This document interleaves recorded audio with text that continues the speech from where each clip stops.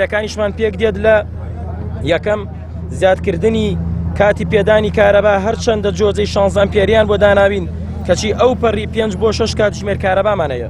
دووەم لە زۆرترین کاتدا نەوتی سپی دابش بکرێت بەسەر ماڵاندا. سێەم چارەسەرکردنی پێدانی ئاوی ماڵان لەلایەک و کێشەی پێوەری ئاو لەلایەکی دیکە. چوارەم غازفرۆشان ناچار بکرێن وەک جاران بە هەمان شێوە نرخ غاز بفرۆشن و قۆرخکاری نێڵن. پێنجەم یەکێک لەو بانزینخانانە دابین بکرێت بۆ دابشکردنی ڕۆژانی بانزینی عێراقی. شەشەم دابینکردنی پزیشک بۆ نەخۆشخانەکان و نەخۆشخانەکانی سنوورەکە و ڕێخستنی کاتی داوامیان.